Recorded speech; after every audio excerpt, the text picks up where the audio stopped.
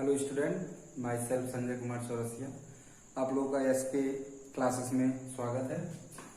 आइए हम गणित का एक चैप्टर त्रिकोणमिति अध्याय के बारे में कुछ अध्ययन करते हैं। इसके बारे में हम लोग देखते हैं कि चैप्टर का नाम हमारा है त्रिकोणमिति। अगर हम लोग त्रिकोणमिति की व्याख्या करते हैं तो त्रिकोणमिति को हम लोग देखते हैं कि त्रिकोणमिति को तोड़ा जाए तो इसके तीन पार्ट मिलते हैं, त्रि, धन कोण एंड धन मिति। अब इसका अगर शाब्दिक अर्थ हम लोग लेते हैं तो त्रि मीन्स आपका हो जाता है तीन, कोण माने जनरली तौर पे हम लोग कोण को कोण ही कहेंगे, और मिति का तात्पर्य आपका हो जाता है रचना या मापन से। तो इस प्रकार हम देखते हैं कि इन शब्दों को मिलाने से एक शब्द बनता है कि तीन कोणों की रचना या मापन। अब ये जो तीन कोणों की रचना या मापन हम लोगों ने देखा, तो इसको किसके अध्ययन में अध्ययन करते हैं। अब यहां पर अगर हम लोग देखें तो तीन और कोण को अगर हम लोग मिक्स करते हैं तो जो आकृति प्राप्त होती है उसे हम लोग त्रिभुज कहते हैं। यानी त्रिभुज के बारे में अगर हम लोग जाने तो एक ऐसा त्रिभुज जो तीन भुजाओं से घिरा हो, जिसमें तीन कोण हो और तीन शीर्ष हो, उन्हें हम लोग त्रिभुज कहते हैं। That is called triangle. अब इसमें जो मापन होगी या रचना होगी वो कोण से भी संबंधित हो सकता है और भुजा से भी संबंधित हो सकता है। ये हम लोग जो परिकल्पना करेंगे वो त्रिभुज के बारे में परिकल्पना करेंगे, कोण से संबंधित परिकल्पना करेंगे और उनकी भुजाओं के संबंध में परिकल्पना करेंगे। अब ये त्रिभुज की जो हम लोगों ने बात किया, तो त्रिभुज जनरली तौर पे हम लोग जानते हैं कि त्रिभुज कई प्रकार के होते हैं। जैसे इसमें हम लोग देखते हैं, सबसे पहला हमारा होता है समबाहु त्रिभुज, दूसरा होता है समद्विबाहु त्रिभुज, तीसरा होता है विषमबाहु त्रिभुज एंड लास्ट चौथा होता है समकोण त्रिभुज। जैसा कि आप लोग पिछली कक्षा में आप लोग पढ़ चुके होंगे इन त्रिभुजों के बारे में कि कौन सा त्रिभुज क्या होता है, लेकिन आइए हम लोग यहाँ पर इन सभी त्रिभुजों के बारे में कुछ चर्चाएं करते हैं। यहां पर अगर हम लोग देखें तो समबाहु त्रिभुज की अगर हम लोग व्याख्या करें या समबाहु त्रिभुज के बारे में हम लोग जाने कि समबाहु त्रिभुज होता क्या है, तो एक ऐसा त्रिभुज जिसकी तीनों भुजाएं, एक ऐसा त्रिभुज जिसकी तीनों भुजाएं आपस में समान इक्वल हो, तो हम लोग उसे समबाहु त्रिभुज कहेंगे। इसी तरह से अगर हम लोग यहां पर देखते हैं तो सम, द्वि एंड बाहु, यानी एक ऐसा त्रिभुज जिसकी सम माने समान हो, द्वि माने दो, बाहु माने भुजा हो, ऐसा त्रिभुज जिसकी दो भुजाएं आपस में समान हो, उसे हम लोग समबाहु त्रिभुज कहते हैं। फिर तीसरे नंबर पे अगर हम लोग आते हैं तो तीसरे नंबर पे हम लोग आते हैं तो विषमबाहु त्रिभुज होता है। विषमबाहु त्रिभुज क्या होता है? विषमबाहु त्रिभुज एक ऐसा त्रिभुज, देखिए यहां पे विषम माने जो समान ना हो, बराबर ना हो, तो एक ऐसा त्रिभुज जिसकी तीनों भुजाएं आपस में बराबर ना हो, उसे हम लोग विषमबाहु त्रिभुज कहते हैं। यहां पे सबसे इंपॉर्टेंट आपका एक का आपको मिलेगा जिसे हम लोग चौथा, एंड दैट इज कॉल्ड समकोण त्रिभुज। आपने समबाहु त्रिभुज को सीखा, समबाहु त्रिभुज को सीखा, समद्विबाहु त्रिभुज को सीखा और विषमबाहु त्रिभुज को सीखा। तो अब हम लोग समकोण त्रिभुज के बारे में सीखते हैं कि समकोण त्रिभुज होता क्या है और समकोण त्रिभुज किसे कहते हैं। वास्तव में इस पे जोर इसलिए दिया जा रहा है क्योंकि जो आप लोग त्रिकोणमिति का अध्ययन करेंगे वो ओनली वन इस त्रिभुज में, समकोण त्रिभुज में अध्ययन करेंगे। इसीलिए इस पे थोड़ा सा जोर दिया जा रहा है कि हम जो भी रचना करेंगे, जो भी मापन करेंगे, जो भी क्रियाकलाप करेंगे, वो समकोण त्रिभुज के अंतर्गत करेंगे। तो अब प्रश्न ये उठता है कि समकोण त्रिभुज किसे कहते हैं। तो आइए हम लोग देखते हैं कि समकोण त्रिभुज किसे कहते हैं। तो जिस प्रकार से आप लोगों ने त्रिभुज में जाना कि त्रिभुज में 3 भुजाएं होते हैं, 3 कोण होते हैं, तो उसी के समकक्ष में हम लोग समकोण त्रिभुज के बारे में जानेंगे कि एक ऐसा त्रिभुज, एक ऐसा त्रिभुज जिसका कोई एक कोण 90 अंश यानी समकोण का हो,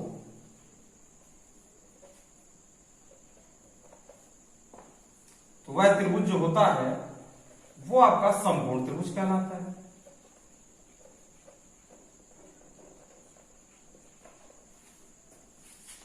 आप लोगों ने सीखा कि समकोण त्रिभुज किसे कहते हैं?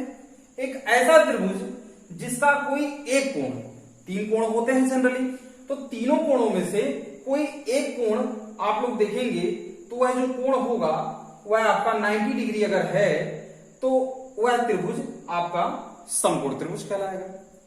अब जैसा कि आप लोगों को बताया गया कि त्रिभुज के अंतर्गत का आप लोगों को बताया गया कि 3 भुजा होती हैं, 3 कोण होते हैं और साथ में यह हम कह सकते हैं कि 3 शीर्ष भी होते हैं। 3 भुजा होती हैं, 3 कोण होती हैं, तो 3 शीर्ष भी होंगी। अब यहां पर जो आपको जिक्र किया गया वो कोण के बारे में जिक्र किया गया। यहां पे जिस चीज के बारे में हम लोगों ने परिकल्पना किया या जानकारी प्राप्त करना चाह रहे हैं वह हम लोग कोण के बारे में जानकारी प्राप्त कर रहे हैं। कोण को यहां पे क्या कहा गया? कोण को यहां पे ये कहा गया कि उसमें का एक कोण, कोई एक कोण, कितने कोण हैं? 3 कोण हैं, फर्स्ट, सेकेंड एंड थर्ड। ये कोई जरूरी नहीं है कि पहला कोण 90 अंश का हो, दूसरा कोण 90 अंश का हो या तीसरा कोण 90 अंश का हो, ये कोई जरूरी नहीं है। यहां पर हम लोग सिर्फ इतना जानेंगे कि इन तीनों कोणों में से कोई एक कोण, सीखा आप लोगों ने कि इन तीनों कोणों में से कोई एक कोण अगर वहां पे हम लोग देखेंगे 90 अंश का है तो हम लोग उसे समकोण त्रिभुज के बारे में कहेंगे कि यह एक समकोण त्रिभुज है। तो त्रिभुज के बारे में आप लोगों ने सीखा कि त्रिभुज मुख्यतः अगर हम लोग यहां के लिए बात करें तो 4 प्रकार की कहा गया, कोणों के भुजाओं के आधार पे या कोणों के कोण को आधार पे ले लिया गया। समबाहु त्रिभुज, समद्विबाहु त्रिभुज, विषमबाहु त्रिभुज। तो इन तीनों त्रिभुजों को छोड़ा गया है। जो इंपॉर्टेंट आपको दिया गया है वो समकोण त्रिभुज के बारे में दिया गया है और समकोण त्रिभुज की परिभाषा भी आपको बताई जा चुकी है कि समकोण त्रिभुज वाकई में किसे कहते हैं और इसके रूल क्या होते हैं। तो यहां पर जो हम लोग त्रिकोणमिति के अंतर्गत अध्ययन करेंगे वो सिर्फ समकोण त्रिभुज के बारे में अध्ययन करेंगे कि समकोण त्रिभुज होता क्या है। इसको भी आप लोगों ने अच्छे तरीके से सीख लिया होगा। अब यहां पे जो हम लोग त्रिभुज पढ़ा गया, समद्विबाहु या समद्विबाहु त्रिभुज, उन सबको छोड़ करके सिर्फ हम लोग फोकस करेंगे समकोण त्रिभुज के बारे में। तो समकोण त्रिभुज के बारे में आप लोगों ने सीख लिया। अब यहां पे इसकी आकृति के बारे में जाने कि समकोण त्रिभुज की आकृति किस प्रकार हम लोग बना सकते हैं और कैसे हम लोग उस पे प्रश्नों को हल करते हैं। तो सबसे पहले हम देखेंगे कि समकोण त्रिभुज आपको लगभग इन 3 प्रकार की हमेशा सभी जगह पे आपको प्राप्त होंगे। इस प्रकार के जो हम त्रिभुज आपके समक्ष बनाते हैं, इसमें एक कोण आपको 90 अंश दर्शाना होता है। इस त्रिभुज में आप लोग देख लीजिए ये कोण 90 अंश होगा, इस त्रिभुज में देख लीजिए आप लोग ये कोण 90 अंश होगा और इस त्रिभुज में आप लोग देख लीजिए ये कोण 90 अंश का होगा। तो इन 3 प्रकार के त्रिभुजों की आप सहायता से, 3 नहीं बल्कि कह सकते हैं 1, क्योंकि ये तीनों त्रिभुज एक ही त्रिभुज को डिपेंड करते हैं, दर्शाते हैं, और वह त्रिभुज है आपका समकोण त्रिभुज। कि समकोण त्रिभुज ये इस तरह के बनाए जा सकते हैं। जनरली तौर पे हम अक्सर करके इन 2 त्रिभुजों का ज्यादातर प्रयोग करते हैं, इसको रेयर केस में कभी कभी हम लोग यूज करते हैं। अब यहां पे प्रश्न ये उठता है कि हम लोगों ने सीखा कि एक कोण 90 अंश का होता है, तब हम उसको समकोण त्रिभुज के अंतर्गत रखते हैं। तो हम कैसे पहचानेंगे कि उसका कौन सा कोण 90 अंश का है और कैसे हम कहेंगे कि वह कोण 90 अंश दिखा रहा है। आइए इसको सीखते हैं कि 90 अंश हम लोग कैसे पहचानेंगे और कैसे बतलाएंगे कि ये 90 अंश का कोण दिखाया जा रहा है। तो ध्यान दीजिएगा कि जब दो सीधी रेखाएं एक दूसरे की विपरीत दिशा में, यानी आमने सामने से ना होकर के, आप लोग कह सकते हैं ऊपर या अदर साइड से आकर के, दो सीधी रेखाएं आकर के एक दूसरे को जिस बिंदु पे प्रतिच्छेद करती हैं, काटती हैं, सीधे लंबवत, दो सीधी रेखाएं एक दूसरे को लंबवत जिस बिंदु पे काटती हैं, वह रेखा, वह कोण, वह रेखा जिस बिंदु पर मिलता है उस बिंदु पे 90 अंश का कोण प्रदर्शित होता है। तो आप लोगों ने सीखा कि समकोण में 90 अंश होता है। 90 अंश को भी सीखा कि 90 अंश किस प्रकार हम देखेंगे कि दो रेखाएं जब एक दूसरे को लंबवत रूप में आकर के किसी बिंदु पर टच करेंगी, काटेंगी, प्रतिच्छेद करेंगी, तो उस बिंदु पर जो कोण आपको प्रदर्शित करेगा वो 90 अंश का होगा। ये 90 अंश के बारे में आप लोगों ने सीख लिया।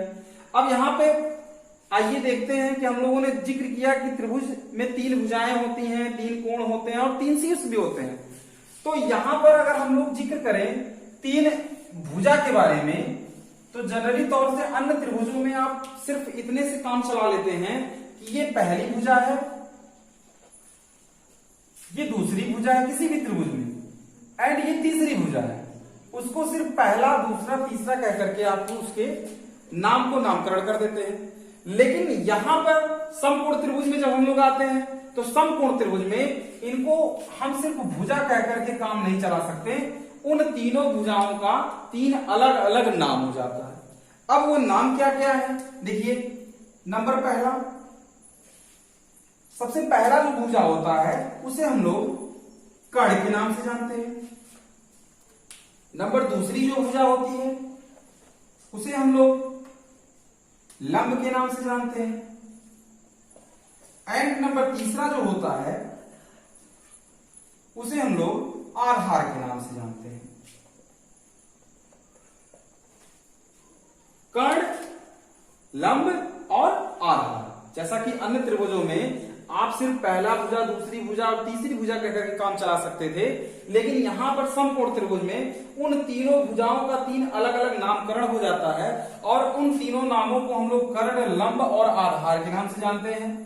अब प्रश्न ये उठेगा कि कर्ण किसे कहते हैं, या कर्ण इस त्रिभुज में कर्ण कौन सी भुजा है, या इस त्रिभुज में लंब कौन सी भुजा है, इस त्रिभुज में आधार कौन सी भुजा है। तो इसको भी हम लोग सीखेंगे कि कर्ण कौन सी भुजा होगी, लंब कौन सी भुजा होगी और आधार कौन सी भुजा होगी। तो अगर सबसे पहले हम लोग कर्ण की बात करें, मान लीजिए ये कोई त्रिभुज आपका समकोण त्रिभुज दिया गया है और जिसके हम लोग नामकरण कर देते हैं ए, बी एंड सी। आप लोग जाहिर सी बता सकते हैं कि यहां पे जो 90 डिग्री का कोण बन रहा है वो कोण बी पे बन रहा है, क्योंकि दो सीधी रेखाएं, लंबवत रेखाएं एक दूसरे को बिंदु बी पर आकर काटती हैं, तो जहां पर काटेंगी वहां पे 90 अंश का कोण दर्शाया जाएगा। अब यहाँ पे आप लोगों ने देखा कि ये 90 अंश का कोण प्रदर्शित कर रहा है, तो जाहिर सी बात है ये आपका एक त्रिभुज एबीसी क्या हो जाएगा, समकोण त्रिभुज हो जाएगा। क्योंकि जो भी परिकल्पना हम लोग करेंगे, जो भी निष्कर्ष निकालेंगे त्रिकोणमिति के अंतर्गत, जब तक आप लोग पढ़ाई करेंगे, ओनली वन सिर्फ आप समकोण त्रिभुज के बारे में अध्ययन करेंगे। और समकोण त्रिभुज की परिभाषा आपको बताई जा चुकी है कि एक ऐसा त्रिभुज जिसमें का कोई एक कोण, चाहे पहला कोण, चाहे दूसरा कोण, चाहे तीसरा कोण, कोई एक कोण अगर आपका 90 अंश का हो तो वह समकोण त्रिभुज की कहलाता है। तो यहाँ पे प्रश्न हम लोग कर रहे थे कि कर्ण कौन सी भुजा होती है, लंब कौन सी भुजा होती है और आधार कौन सी भुजा होती है। सबसे पहले हम लोग कर्ण को उठाते हैं, तो कर्ण के बारे में कह सकते हैं कि 90 अंश के ठीक सामने की भुजा। क्या कहा हमने, 90 अंश के ठीक सामने की भुजा। तो अगर यहां पे हम लोग आते हैं और कोण बी को देखते हैं तो यहां पे 90 अंश का कोण बन रहा है, तो इस 90 अंश के ठीक सामने अब आप जाते हैं तो आपको भुजा मिलता है एसी, तो यही आपका क्या कहलाएगा, कर्ण कहलाएगा। फिर से हम लोग देखते हैं कर्ण के बारे में कि 90 समकोण त्रिभुज में, किसी भी समकोण त्रिभुज में 90 अंश के ठीक सामने की जो भुजा होती है उसे हम लोग कर्ण कहते हैं। कर्ण आप लोगों ने सीख लिया होगा। अब आइए लंब के बारे में हम लोग सीखते हैं। तो जैसा कि आप लोग जानते हैं कि अगर हम लोग पिछली कक्षा में बीजगणित के बारे में आप लोग पढ़े होंगे। तो बीजगणित में कोई भी मान अगर आपको पता नहीं होता था तो उस वैल्यू को, चाहे धनराशि हुआ करती थी, चाहे किसी प्रकार की नंबर हुआ करती थी, तो उसको अल्फाबेटिकल में एक्स वाई एंड जेड के रूप में, यानी ए टू लेकर के जेड के बीच में से कोई भी अल्फाबेट आप लोग ले लेते थे। ठीक उसी प्रकार से त्रिकोणमिति में आपको कोण बताया गया कि त्रिकोणमिति में कोण होते हैं। कितने कोण होते हैं? 3 कोण होते हैं। तो तीनों कोणों का कुछ वैल्यू होता होगा। अब मान लीजिए सपोज दैट एक तो कोण आपका 90 डिग्री का होगा, 90 अंश का होगा। बाकी तो जो कोण शेष बच रहे हैं उन दोनों कोणों का मान कभी दिया जा सकता है, कभी नहीं भी दिया जा सकता है। तो जाहिर सी बात है जब मान दिया रहेगा तो ठीक ही है, अगर नहीं दिया रहेगा तो वह जो कोण होगा वह कोण तो आपको पता नहीं होगा, तो उस कोण को हम लोग कह सकते हैं अज्ञात कोण। उस कोण को हम लोग कह सकते हैं अज्ञात कोण। और उस अज्ञात कोण को हम लोग किससे रिप्रेजेंट करेंगे? हम लोग उसको रिप्रेजेंट करते हैं थीटा से। ये आपको ओ की मतलब ओ के जैसा दिखता है, थोड़ा इसको ओ से थोड़ा सा पतला बनाते हैं और इसे हम लोग थीटा से रिप्रेजेंट करते हैं। तो यहां पे अज्ञात कोण को हम लोग थीटा कह सकते हैं। अब लंब की परिभाषा के लिए थीटा का आवश्यक है आपके लिए, इसलिए हम थीटा के बारे में आपको बता रहे हैं। तो लंब को जानने के लिए हम यहां पे कह सकते हैं न्यून कोण या थीटा के ठीक सामने की भुजा। आपने कर्ण को सीख लिया कि 90 अंश के ठीक सामने की जो भुजा है वो आपका कर्ण कहलाएगा। और अगर न्यून कोण या थीटा, न्यून कोण मतलब, न्यून कोण आप लोग जानते होंगे कि 0 डिग्री से लेकर के 90 डिग्री के बीच में जो भी कोण आते हैं वो न्यून कोण कहलाते हैं। इसी तरह से और आप लोगों ने सीखा होगा कि 90 अंश से 180 अंश के बीच में जो कोण आते हैं वो आपके अधिक कोण कहलाते हैं। तो यहां पे हम न्यून कोण की चर्चा कर रहे हैं। तो न्यून कोण मतलब 0 से लेके 90 अंश के बीच में जो होगा वो आपका न्यून कोण होगा। अब यहां पे उस न्यून कोण को मैंने अभी बताया कि न्यून कोण कभी आपको दिया भी जा सकता है, कभी नहीं भी दिया जा सकता है। तो देने की स्थिति में तो हमको तो पता हो जाएगा कि वह कौन सा कोण है, लेकिन जब नहीं दिया रहेगा तो उसको हम लोग अज्ञात कोण रिप्रेजेंट करेंगे और उस अज्ञात कोण को एक नाम देंगे, थीटा नाम देंगे। अब आप लोगों ने देखा कि लंब जो होगा वो न्यून कोण के या थीटा के सामने, अगर हम लोग न्यून कोण दिया है तो ठीक है, नहीं दिया है तो हम उसको थीटा रिप्रेजेंट करेंगे और उसके ठीक सामने जाएंगे तो जो भुजा होगी वह आपका लंब कहलाएगा। अब जैसे सपोज दैट मान लीजिए आप इस त्रिभुज एबीसी को ही ले लीजिए और इस एक त्रिभुज एबीसी में अगर आप कोण सी को थीटा मानते हैं, ध्यान दीजिएगा, अगर त्रिभुज एबीसी में आप कोण सी को थीटा मानते हैं तो कोण सी के ठीक सामने आप जाइएगा, जो आपकी भुजा दिखेगी, कौन सी भुजा दिख रही है? भुजा ए बी दिख रही होगी आपको, और यह भुजा ए बी जो कहलाएगा वह आपका लंब कहलाएगा। फिर से ध्यान दीजिएगा, थीटा या न्यून कोण के सामने वाली भुजा, थीटा अगर हम लोग सी को मानते हैं तो सी के ठीक सामने जाएंगे, जो भुजा होगी वह आपका लंब कहलाएगा। तो इस त्रिभुज के लिए हमारा जो लंब होगा वह ए बी हो जाएगा। अच्छा, अब कुछ लोग ऐसा भी प्रश्न कर सकते हैं कि यदि हम लोग सी को थीटा ना माने, सी को कोण ना माना जाए और अगर हम लोग ए को थीटा मान लें तब फिर क्या होगा? तो लंब चेंज हो जाएगा। क्यों? क्योंकि ध्यान दीजिएगा, अभी अभी हमने आपको कहा कि थीटा के ठीक सामने जाएंगे तो जो भुजा आपको मिलेगी वो क्या कहलाएगा? लंब कहलाएगा। तो यहां पर जब हम लोग थीटा ए को मान लिए तो अब थीटा के ठीक सामने आइए तो कौन सी भुजा आपको मिली? भुजा बीसी मिली, और ये जो भुजा बीसी है यह आपका लंब हो गया। तो आप लोगों ने सीखा कि न्यून कोण या थीटा के सामने। तो अब यहां पर जब आपने सी को थीटा माना तो भुजा आपका जो ए बी था वह लंब कहलाया, और जब आप लोगों ने थीटा ए को माना तो लंब आपका बीसी हो गया।